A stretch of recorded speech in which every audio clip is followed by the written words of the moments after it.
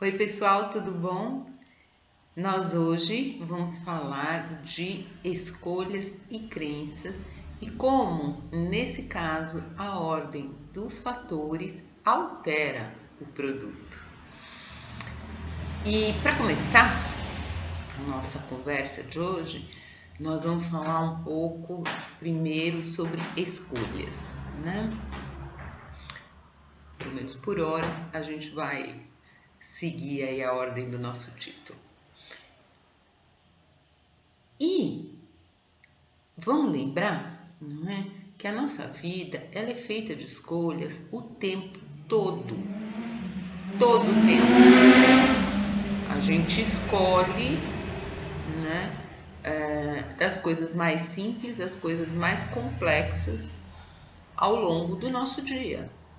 Então, eu vou dar um exemplo, que é um exemplo que eu acho bastante rico, apesar de ser um exemplo bastante simples, né?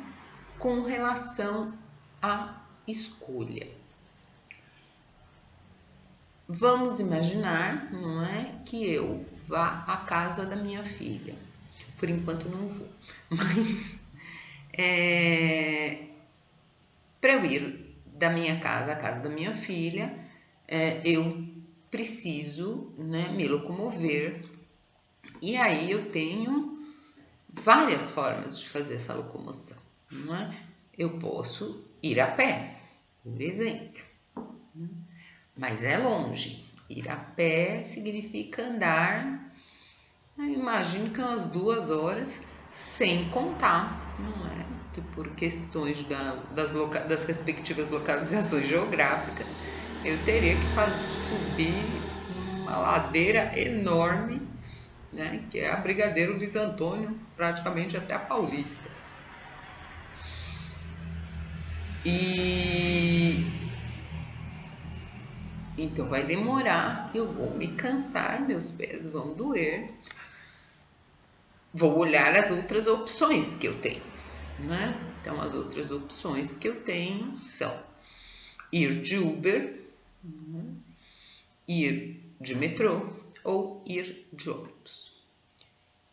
Ir de Uber é com certeza a mais confortável delas.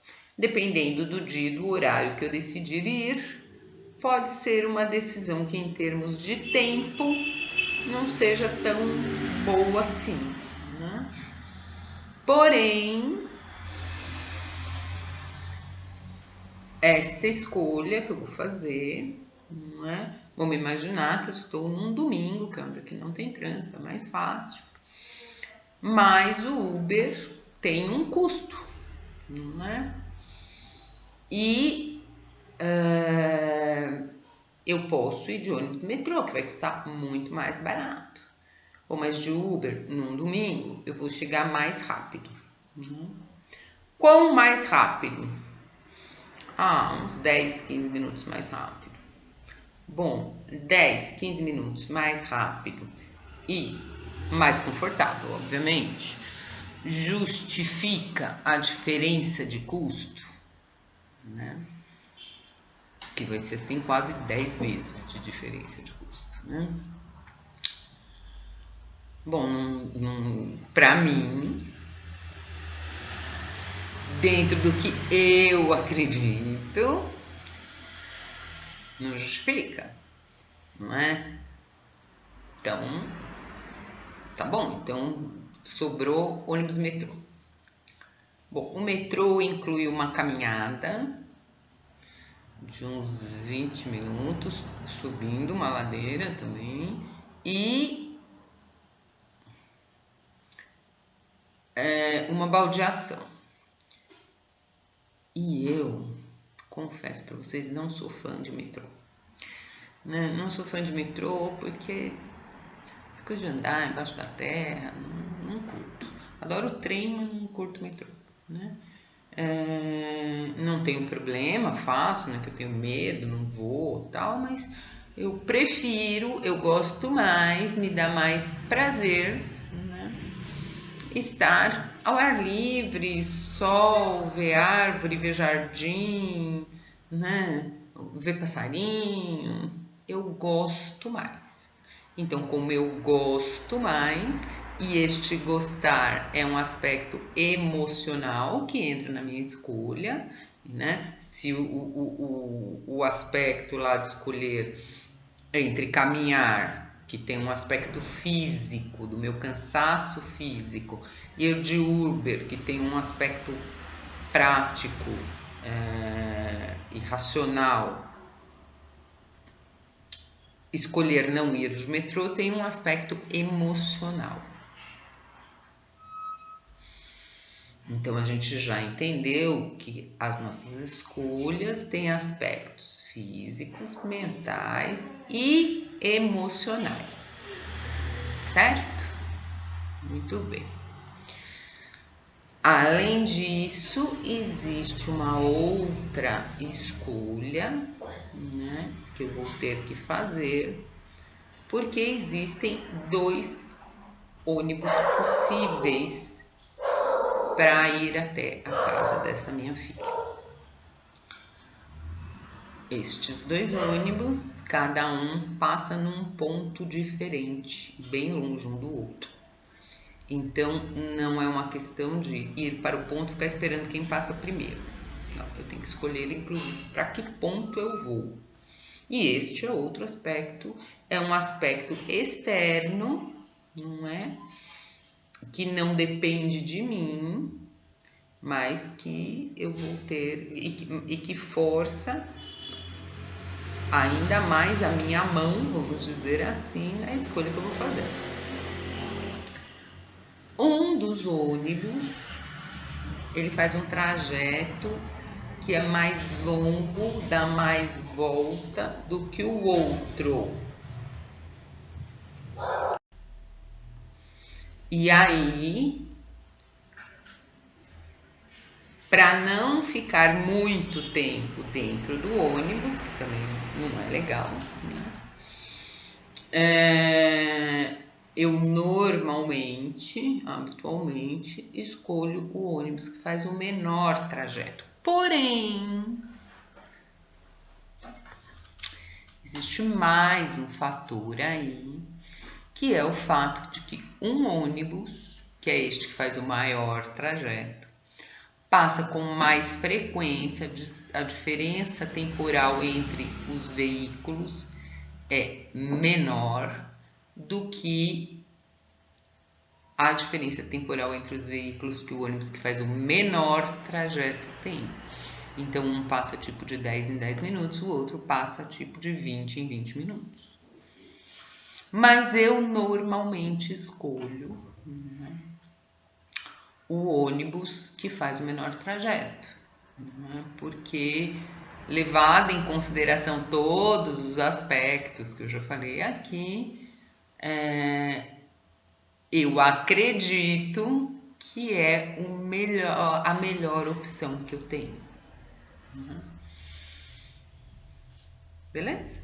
Até aqui, tranquilo. Entretanto, é possível que eu chegue no ponto e fique tipo 18 minutos esperando o ônibus chegar, porque pode ter feito 2 minutos que o ônibus acabou de passar. Então eu vou ter que esperar 18 minutos pelo ônibus. Veja que 18 minutos me dava tempo, inclusive, de andar até o outro ponto, que é relativamente longe, não é tão perto, mas não deve demorar mais do que 5 minutos, e pegar o ônibus que dá mais volta. Mas ainda assim, não é? Daí eu gastei 15 minutos, no mínimo 15 minutos para fazer tudo isso. Então, não compensa, fico lá esperando 18 minutos. E aí, não é? Então, são 15 versus 18, a diferença de 3 minutos. E aí, eu fico lá esperando 18 minutos. Durante esses 18 minutos, não é? Eu, de repente, começo a ficar irritada. Por que eu tô irritada? Eu escolhi, não é? Foi a minha escolha. Sabendo de todos os riscos, entendendo todas as possibilidades, compreendendo todas as variáveis que estão envolvidas na minha escolha, né? Então, quando eu começo a ficar irritada porque eu escolhi e a coisa não funcionou como eu queria, né? Porque às vezes a gente escolhe, mas as coisas não funcionam como a gente quer, porque depende de uma série de fatores que estão fora do nosso famoso e inexistente controle.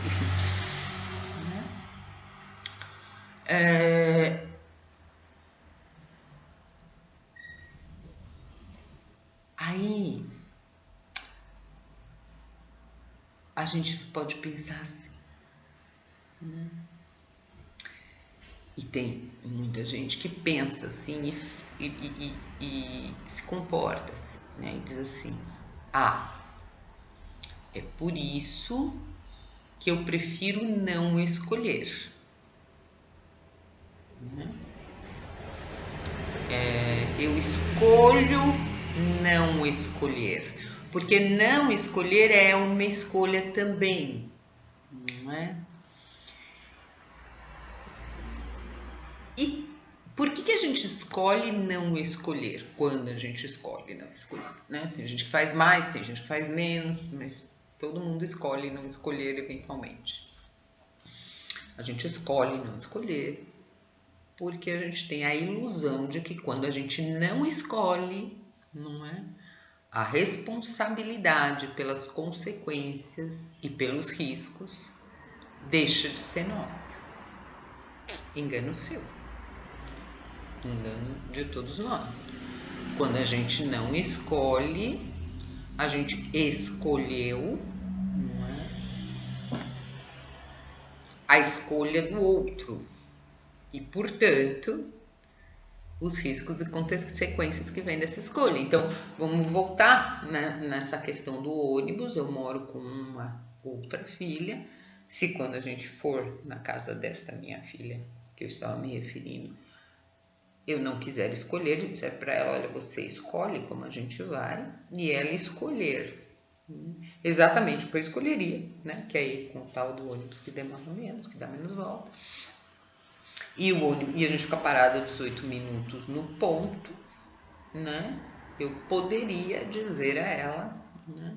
Olha só, você escolheu errado. A culpa é sua de a gente estar aqui parado esperando, mas quem decidiu não escolher fui eu. Eu fiz a escolha de não escolher. Então, a responsabilidade aí é compartilhada, porque, né? Eu deixei ela escolher por mim, então já compartilhei. Eu posso até terceirizar da escolha, não terceirizei a responsabilidade. Mas a gente acredita, olha aqui a questão da crença de novo, né? Que quando a gente deixa o outro escolher, não é? A responsabilidade não é nossa. Mas né? A gente está escolhendo, quando a gente escolhe não escolher, a gente está escolhendo compartilhar das consequências e dos riscos da escolha que a gente decidiu deixar o outro fazer. Uma outra questão que vem aqui, porque depois de eu ter contado toda essa história, vocês talvez tenham parado e pensado assim: poxa, mas olha o tempo que você perdeu, porque você ficou 18 minutos lá parado esperando o ônibus. Tá bom, que demorasse 15 para você conseguir, né, andar os 5, esperar mais 10, o outro ônibus chegar. Tudo bem, né? De qualquer jeito, você perdeu aí 3 minutos. Assim, na melhor das hipóteses, você perdeu 3 minutos. Na pior das hipóteses, você perdeu 18 minutos.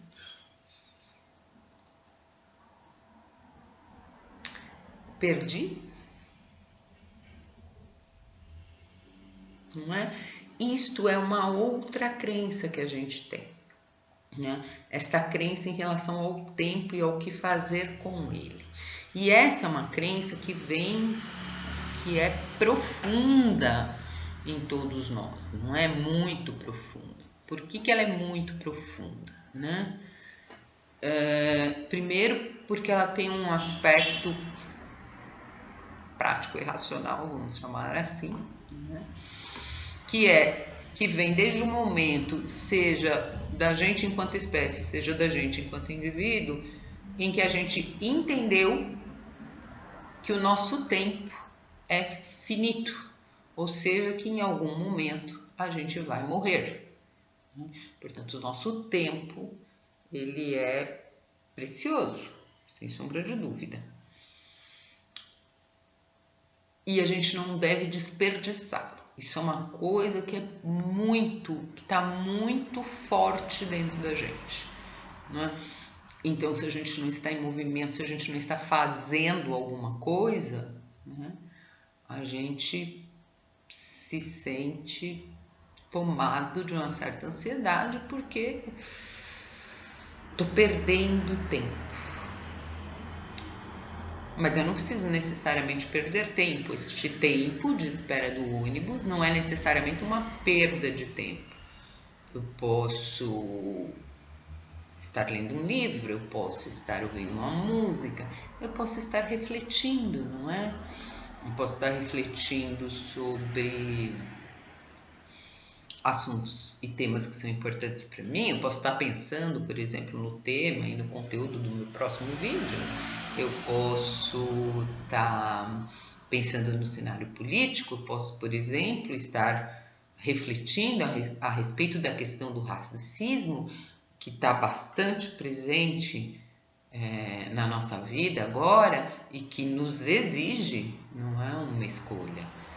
É mais do que, né, posso escolher, devo escolher, não, nós estamos sendo chamados pela vida, pela conjuntura atual, a escolher uma posição com relação ao racismo, e não é uma posição de Facebook, né? O que eu digo que não é uma posição de Facebook não é simplesmente ir lá no Facebook postar eu acho isso, eu acho aquilo, defender um lado, uma crença XPTO, bababá. Isso também é importante, né?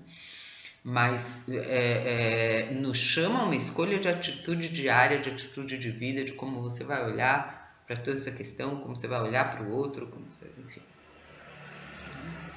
nos exige nesse momento. Ou, por exemplo, não é? Se eu fiquei lá 18 minutos, comecei a ficar irritada porque o ônibus está demorando, não é? Eu posso olhar e usar este tempo para entender por que é que a escolha que eu fiz está me irritando. Fui eu que escolhi. A culpa não é da CPTM, não é da empresa de ônibus, não é do governador, não é do prefeito, não. A escolha foi minha. Eu sabia, né, antecipadamente que eu corria este risco, mas eu fiz essa escolha. Então, por que eu estou irritada com a minha escolha? Talvez, né, eu esteja irritada com a minha escolha porque as coisas não aconteceram como eu queria. Então, eu estou frustrada. Bom, então vamos olhar, né? Vou olhar para a minha frustração, vou acolher a minha frustração, vou entender. Mas por que eu estou frustrada? Bom, talvez, não é?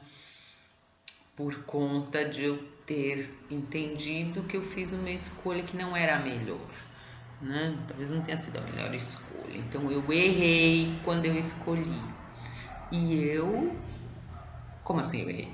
Eu não posso errar, né? A gente vive numa sociedade que acredita que errar é ruim, não é? A gente não pode errar. Porém, vejam vocês que nós temos uma situação aqui muito interessante, porque existem duas certezas na vida. Eu digo para vocês, sem medo de errar, pelo menos duas certezas. Talvez depois eu descubra mais uma, mas existem duas certezas na vida. A primeira é que a gente vai morrer. De alguma coisa, em algum momento, a gente vai morrer. Isso é uma certeza. Todo mundo vai morrer. Eu, você, todo mundo. A segunda certeza que a gente tem na vida é que a gente vai errar. muitas vezes durante a nossa existência, mas muitas vezes durante a nossa existência, porque nós somos humanos, nós somos passíveis de erro. Mas a gente acredita que errar é ruim. Será? Será que errar é ruim? A gente pode mudar esta crença, não é? E pensar que errar é oportunidade de aprendizado. Então, vamos voltar lá atrás, quando a gente começou a ir para a escola e começou a aprender e a fazer provas. Você ia lá, fazia a prova, tirava uma nota baixa, se desesperava. Não é? Os seus pais iam te enlouquecer porque você tirou uma nota baixa, você já ficava, né, com medo do pai, da mãe, que ia falar um monte, porque você fez errado, olha a sua nota, você não estudou o suficiente. E às vezes você se matou de estudar, mas não entrou, acontece, você não estava num bom momento e deu aquele branco que acontece também, né? Mas mais que isso, não é? Então, olha como errar é ruim, né? Errar traz sofrimento, traz cobrança externa, traz, né? Pontua para as nossas falhas, enfiando o dedo lá onde eu falhei. E aí, né, a gente começa a acreditar que errar é ruim. Quando de fato, não é? Se a gente pegasse, olhasse essa prova, onde a gente tirou uma nota baixa, e atentasse às questões onde a gente respondeu errado, não é? A gente entenderia que aquelas questões nos mostram quais são os aspectos daquela determinada matéria que a gente precisa estudar mais, que a gente precisa se aprofundar, que a gente não entendeu, não é? Você respondeu errado porque você não entendeu aquilo. Ah, mas a culpa é do professor, mas a culpa é minha porque eu sou burro, mas a culpa não é uma questão de culpa, não tem nada a ver com isso, não é? Assim, não entendi isso aqui, eu preciso olhar isso de outro jeito, de outro ângulo, de outra perspectiva para tentar entender melhor estes aspectos, para aprender isto aqui de uma forma melhor, porque eu não entendi isso aqui. E assim não é? Com os nossos erros de escolha em qualquer nível, né? Quando uma escolha que eu faço não tem o resultado que eu gostaria, não é? Isso pode me trazer um aprendizado, que seja de aspectos que eu não levei em consideração, aspectos externos que eu não pensei, aspectos internos que eu não vi, e das minhas crenças, inclusive, não é? Eu acredito que pegar aquele ônibus é a melhor opção. Não é? Enquanto eu acreditar nisso, eu vou continuar pegando. Agora, se toda vez que eu for pegar eu ficar 18 minutos esperando, talvez, não é? Seja melhor eu olhar e falar assim, talvez a minha crença não esteja tão certa, deixa eu reconfigurar. É raríssimo, às vezes eu fico lá 18 minutos esperando. Portanto, né, E quando eu fico 18 minutos esperando, né, se eu me irrito, eu já olho e você tá irritado porque você que escolheu, tá tudo bem, né, não tem problema. Nem sempre tudo dá certo. Às vezes a gente faz a escolha errada porque a gente não tem controle de tudo, principalmente porque a gente não tem controle dos fatores externos, né?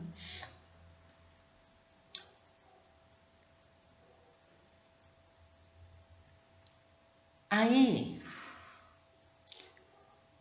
esta questão das escolhas, né? Voltando um pouco lá na coisa de deixar o outro escolher, Eu deixo o outro escolher, o outro escolhe o mesmo ônibus que eu, mas o ônibus demora 18 minutos. Esta pessoa que escolheu também começa a ficar irritada igual você, né? Porque ela também escolheu, ela também tem o mesmo mecanismo, ela escolheu errado, né? E aí eu, que escolhi não escolher, vira e digo assim, ai, tá vendo, você escolheu o ônibus errado. Tá demorando por causa da sua escolha. Tá demorando? Por que tá demorando? Não, olha só, presta atenção nisso. Está demorando porque você decidiu. A gente está aqui parada, né? Porque você fez essa escolha. Não, a gente está aqui parada porque o ônibus não chegou, a gente está aqui parada porque, né? A gente pegou o intervalo errado, a gente está aqui, né? O intervalo maior, né? Errado é maior, só. Né? Não porque você escolheu, como se a escolha do outro fosse capaz de mudar, né? Todos os aspectos externos e fazer o ônibus chegar, né? Assim, a gente põe uma responsabilidade no outro que é impossível de ter. Exatamente aquela que a gente não quer ter, diga-se de passagem, né? É porque a gente não quer, né? Estar neste lugar de impotência, vamos dizer assim, né? Porque o máximo que você pode fazer é escolher, né? É olhar todos os aspectos, entender os riscos, entender as consequências e escolher, né? E risco se torna fato, às vezes, né? Às vezes um risco se torna um fato. E aí quando o risco torna fato, ai, pronto, olha só, o mundo acaba, né? Não, tá tudo bem, tá tudo certo. Mas aí, né, o outro já tá irritado, você vai lá, faz entenda, se escolha e tal. E aí você cutuca aquela ferida, né, que já estava aberta, que ele tinha acabado de abrir nele mesmo. E você vai lá e cutuca, e machuca mais, né? E aí a pessoa fica mais irritada porque está se sentindo agredida. E essa figura é importante, né? Porque a figura da ferida, né? Porque é assim mesmo que o nosso emocional funciona. A gente se machuca, né? Emocionalmente, não precisa explicar muito, todo mundo consegue entender esse conceito. Seja ou a gente com a gente mesmo, ou através de uma outra pessoa, mas a gente não cuida dessa ferida emocional, não é não? Então, se eu caio na rua, ralo o joelho, né? Aquela coisa horrorosa, eu vou chegar, tá doendo, nossa, tá doendo, eu chego em casa, vou lavar com água, sabão, passar um antisséptico, não é? Para aquilo não inflamar, não infeccionar, eventualmente, dependendo da batida, vai inflamar, não vai ter jeito, a gente passa lá um anti-inflamatóriozinho em volta, porque não dá para passar em cima.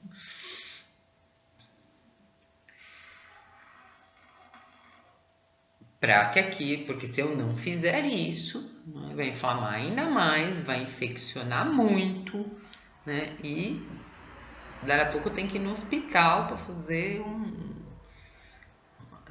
tratamento naquele joelho, e dependendo do tempo que eu demorar, né, o estrago pode ser bem grande. No nosso emocional, a gente não costuma fazer isso, né?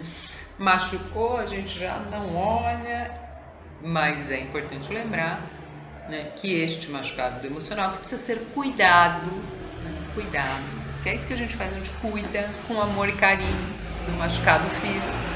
O nosso machucado emocional também precisa ser cuidado, né? Olhado, cuidado, para que ele não faça um estrago maior, porque ele não fique inflamado, infeccionado, né?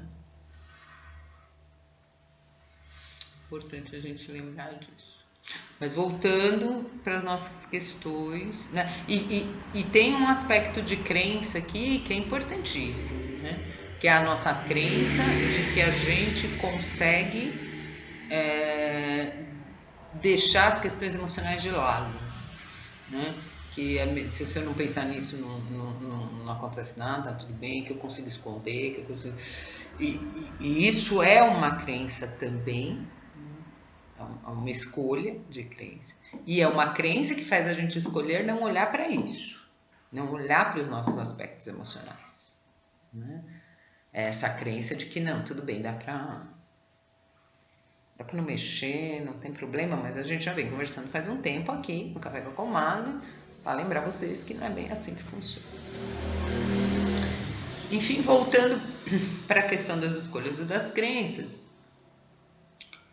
a gente, como eu disse, escolhe tudo o tempo todo. Então, ao longo da nossa vida, né, a gente vai fazendo escolhas, inclusive escolhas de no que nós acreditamos. Quais são as nossas crenças? Quando a gente fala de crença, é meio automático a gente ligar isso ao âmbito religioso, não é?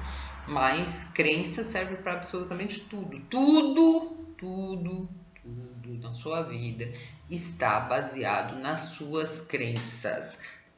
E não só religiosas, quer dizer, no que você acredita ser melhor ou pior. Então você pode olhar para a política desse jeito, né? Eu acredito que é melhor assim, ou que é pior assado, tal, é uma crença. Mas vamos pegar...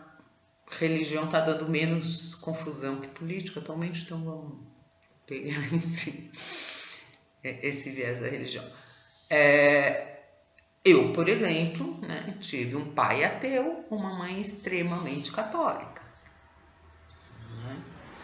Então, em algum momento da minha vida, eu tive que escolher um dos dois caminhos.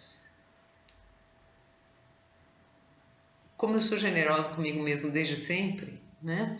Eu recomendo a todos. Eu escolhi primeiro o caminho do meu pai, então durante uma época eu fui ateia, materialista, não acreditava em nada. Por uma série de questões eu acabei mudando e escolhendo inicialmente o caminho da minha mãe e fui estudar catolicismo, né? Toda o conhecimento cristão de um ponto de vista católico, né? Isso é importante porque cristianismo, né, tem de todo tipo de qualidade, vamos falar a verdade. Mas fui estudar o cristianismo deste ponto de vista católico e como eu já tinha me permitido, né, mudar de ideia, eu já tinha escolhido que eu podia, né, mudar de ideia. Com o tempo eu fui reconstruindo tudo isso e hoje eu não tenho religião, mas, né, sou uma pessoa que leva a espiritualidade muito a sério. Esta é a minha escolha. Né? Eu escolhi a minha crença. E de alguma forma, aquilo que eu acredito no âmbito espiritual move as minhas atitudes no mundo. A forma como eu me comporto, aquilo que eu faço, as razões pelas quais eu faço o que eu faço. As razões, em boa medida, as razões que embasam as minhas escolhas. Mas eu sei disso. O interessante é preciso, no fundo, é que a gente tenha consciência, né, de que escolhas e crenças elas se intercalam e uma influencia a outra. Continuando no âmbito religioso, vamos pegar, não por acaso, o islamismo aqui. O islamismo, ele tem uma visão, existem bilhões, né, de islâmicos no mundo, né? Bilhões.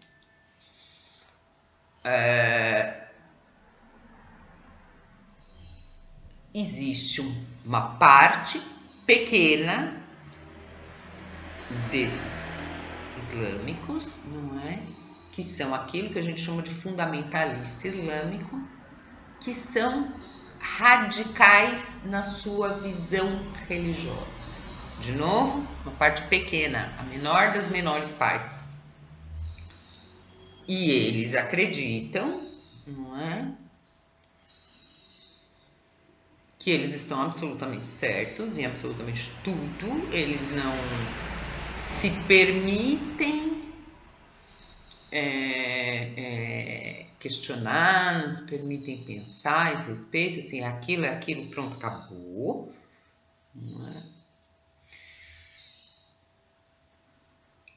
E, né, como eles estão certos em absolutamente tudo, eles entendem que é preciso, é necessário, que todo mundo, literalmente, né, pense como eles. Né? Todo mundo tem que concordar comigo. E para que todo mundo entenda e concorde comigo, eu uso de violência. Né? São os fanáticos religiosos. É o fanatismo. E o fanatismo, não é essa coisa que a gente já diz, ela é cega. Ela é cega porque ela fica embotada por aquilo, porque a gente não pensa. E a gente, né, leva isso para um nível emocional extremamente complexo. Não é? Extremamente complexo. Mas o fanatismo não é só religioso, qualquer coisa, não é? Qualquer crença pode se tornar fanatismo. Então, por exemplo, né, vamos pegar um aspecto onde a gente meio que vulgarizou o termo e deu uma flexibilizada, uma amenizada. A gente aqui no Brasil, né, ouve com frequência: eu sou fanático por futebol. Mas quem é o fanático por futebol? O fanático por futebol é aquele cara, né, que sim, né, veste a camisa do time de coração, faz isso, faz aquilo, tudo é o time, vai em todos os jogos e quando o time dele perde, o juiz roubou, a culpa foi de não sei quem, porque não sei o que aconteceu, e aí ele fica com muita raiva. E o fanático mesmo por futebol é aquele cara que quando o time dele perde, sai quebrando tudo, sai batendo na torcida adversária. Então, a linguagem do fanatismo é a linguagem sempre da violência. E por que nós estamos falando disso? Porque o fanatismo pressupõe que a gente não pode errar.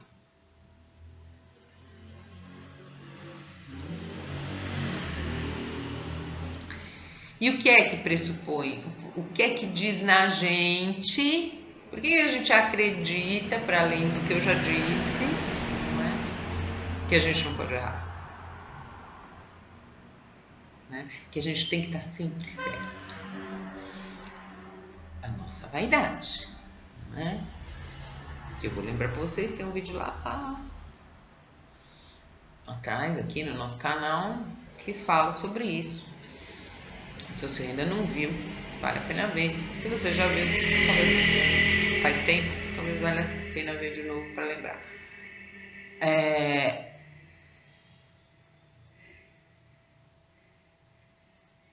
O que é que está trazendo essa vaidade? Né? Que necessidade é essa de estar certo? É um aspecto emocional.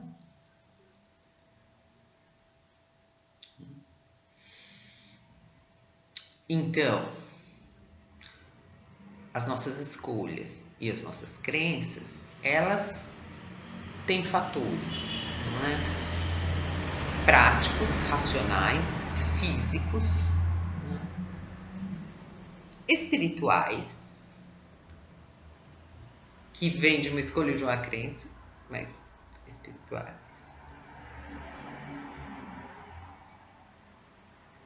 E emocionais também, em igual medida e às vezes até em maior medida. Eu vou dar um exemplo para vocês, eu gosto de exemplos, né? Esses dias eu vi um post de uma moça no Facebook defendendo, não é, a seguinte teoria: que na verdade o Covid não existe, o vírus não existe. Ele é uma manobra de controle e subjugação de seres que dominam, obviamente, o planeta, né? Porque já que tem Covid em todo lugar, eles têm que dominar o planeta, cujo propósito é retirar o líquido, que é preciosíssimo, segundo ela, de dentro da glândula pineal.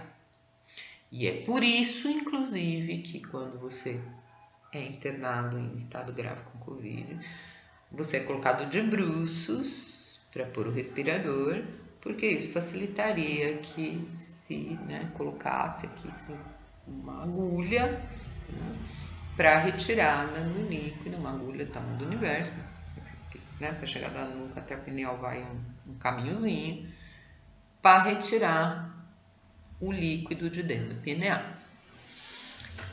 Eu nunca vi uma pineal aberta, né?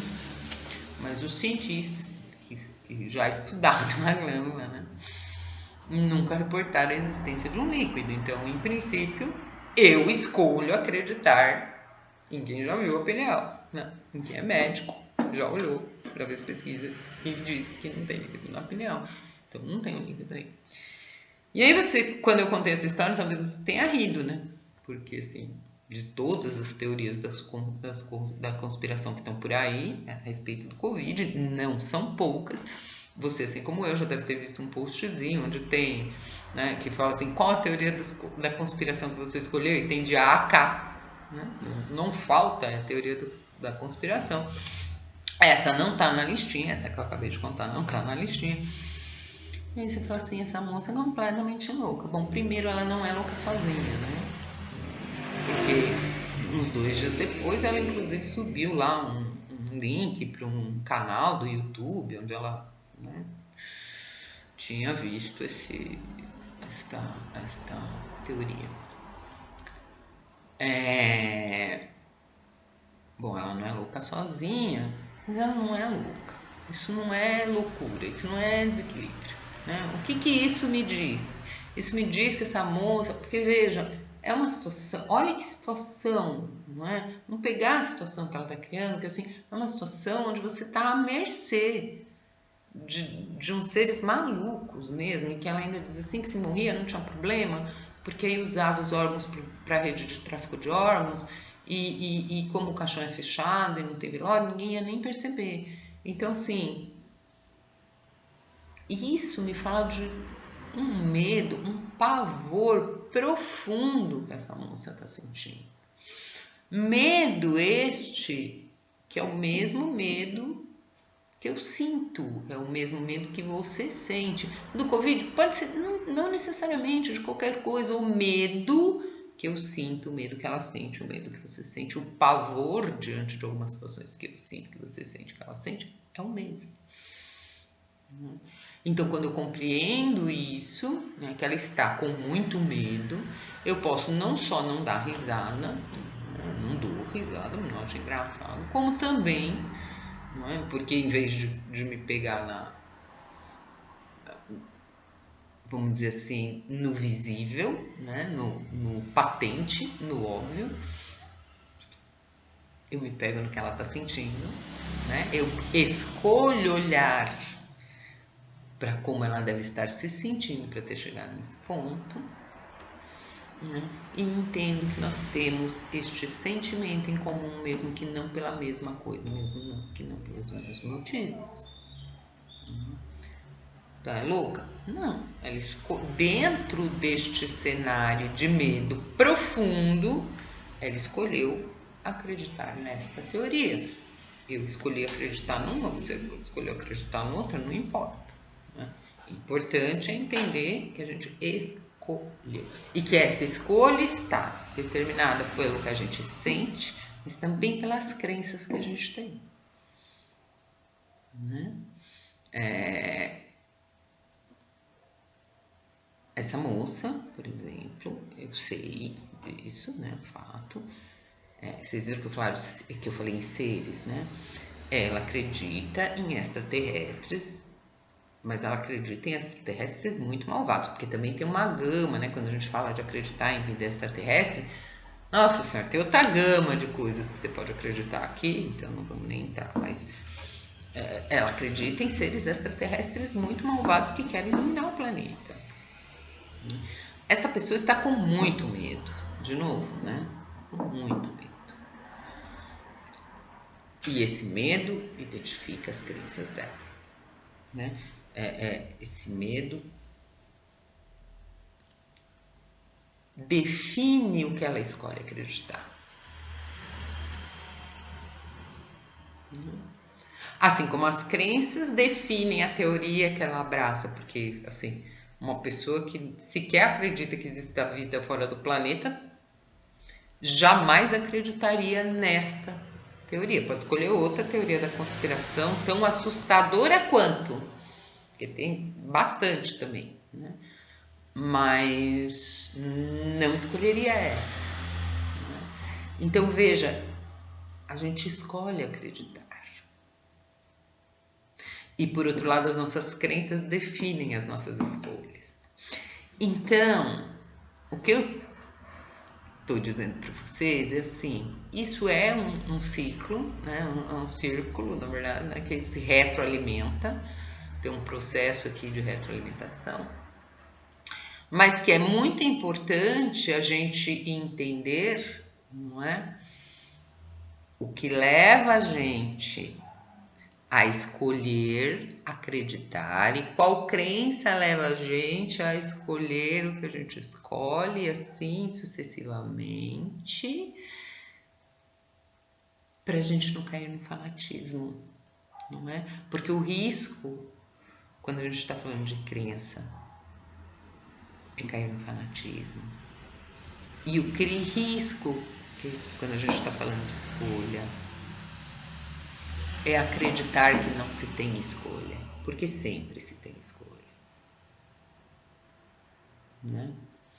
É acreditar que não tem outro jeito de fazer as coisas, por exemplo, né? Mas estou nessa situação, tem outro jeito de resolver. Tem. Sempre tem. Então, assim, e qual é a linguagem do fanatismo? É a agressão, é a violência, é a destruição. Né? Às vezes a gente nem percebe o quanto a gente está se transformando em fanático.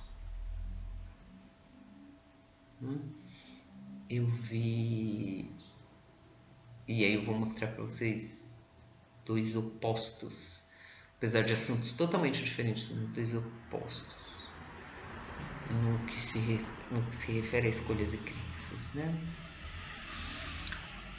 Voltando lá para o assunto do racismo, a gente viu na semana passada um rapaz na Inglaterra, um manifestante na Inglaterra, que diante de um extremista branco, que foi à manifestação e acabou dando uma confusão com a polícia inglesa, e esse senhor branco e extremista branco acabou se machucando, o manifestante negro pegou esse senhor, resgatou esse senhor do chão, que estava ferido, tal, para que fosse possível ele ser encaminhado no hospital, ou seja, o resgatou e o salvou. Né? Este manifestante, ele escolhe combater o racismo como ideia, e escolhe não ser violento, escolhe não ser fanático, escolhe, não é, não combater a pessoa racista. Ele está combatendo o racismo como ideia, ele não precisa de violência, ele não é radical, ele não é um fanático. Um fanático terminaria né, de rebentar o cara lá que é um extremista branco, ou, né, ou deixaria ele na rua sangrando e dizer assim, bem feito, tomara que morra, né?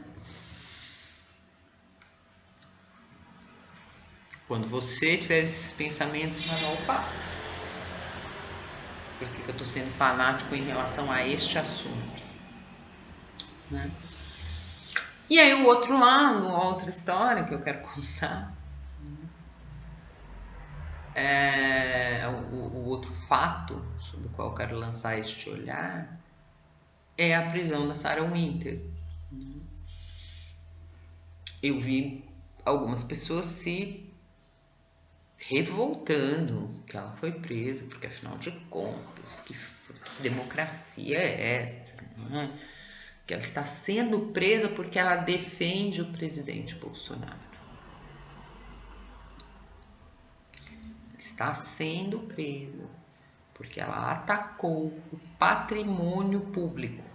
Né? O prédio do STF, dependendo do que aconteça lá dentro, é um patrimônio público. E aí, não é? Essas pessoas que ficaram indignadas com a prisão da Sarah Winter são pessoas que, se nós estivéssemos falando de um acampamento que dura meses na frente do Planalto, com pessoas armadas, que atacasse e depredasse o patrimônio público e que tivessem como bandeira, por exemplo, a defesa do Lula, seriam as primeiras a pular e dizer assim, tá vendo? Tudo bandido, tudo marginal, tinha que ser preso.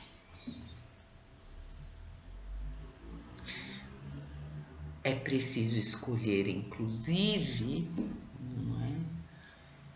o que é que você acredita em termos de vida. Então, por exemplo, se você acredita que os fins justificam os meios, não é? Você vai ter que aceitar que quem tem fins diferentes dos seus, né, possa usar qualquer meio, que todo meio é válido. Então, se quem não gosta do presidente Bolsonaro decidir lançar fogos de artifício contra o Palácio do Planalto, tá tudo bem, né? Porque você acredita que os fins, né, justificam os meios. Não acredito nisso. Eu acho que os fins não justificam os meios. Bom, se os fins não justificam os meios, né, os nunca justificam. Então, independente da sua posição política, você não usa de violência. E por isso eu trouxe exatamente o caso lá do rapaz na Inglaterra, porque eu acho que é essa questão de escolha e crença da qual a gente está falando. Em todos os aspectos da nossa vida a gente faz isso. A todo momento a gente escolhe. Do ônibus, a comida que a gente vai comer, a roupa que a gente vai vestir, né? Tudo isso é determinado pelas crenças que a gente tem. Quais crenças? Você que sabe. Está determinado por essa crença. O que me fez escolher esta crença? Porque eu escolhi no que eu acredito. O que me fez escolher essa crença foi isso. Né? Por exemplo, o que me faz pessoalmente escolher a crença, né, de que os fins nunca justificam os meios. Esse é o que eu acredito. Os fins nunca justificam os meios. Eu acredito na paz, eu acredito em soluções pacíficas, não passivas, eu já falei que são coisas diferentes, mas eu acredito em soluções pacíficas. Eu olho para a história da humanidade e vejo que os nossos maiores ganhos, em termos do desenvolvimento social e humano, foram, principalmente em termos sociais, né, foram obtidos através da paz e não da guerra. Ah, mas a guerra, olha, a guerra produz, né? A guerra, que é a violência extrema, a guerra produz conhecimento tecnológico a rodo.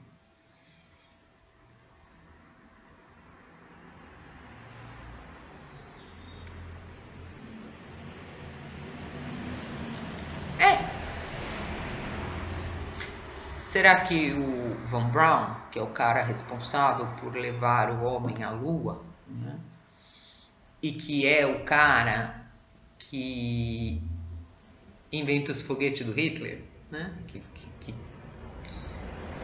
cria os foguetes do Hitler, e que são os foguetes utilizados, né, contra Londres, não teria desenvolvido um foguete para ir à Lua em tempos de paz? Pelo que se sabe da história dele, pelo que se diz da história dele, ele teria. Porque, assim, na verdade, ele só desenvolveu os foguetes militares para o Hitler, né? Porque ele tinha um sonho de ir para Marte, de fazer um foguete que chegasse em Marte. Então ele já tinha isso na cabeça, ele já trabalhava isso, né? E ele queria chegar em Marte. E aí os americanos acabam lá na famosa Operação Clipe de Papel levando o Von Braun para os Estados Unidos, e ele acaba fazendo os foguetes que primeiro levam o homem à Lua. Será que a gente precisa da guerra? Não sei. Eu acredito que não. Mas é a minha crença, tem muita gente que acredita que sim. No que você acredita? Como é que esta coisa que você acredita define as suas escolhas? Todo dia, toda hora. Quais são os aspectos emocionais que estão envolvidos nas suas crenças e nas suas escolhas? Você admite estar errado? Você escolheu entender que o erro que você comete, inevitavelmente, porque você é um ser humano, ele é uma oportunidade de aprendizado? Isso muda tudo.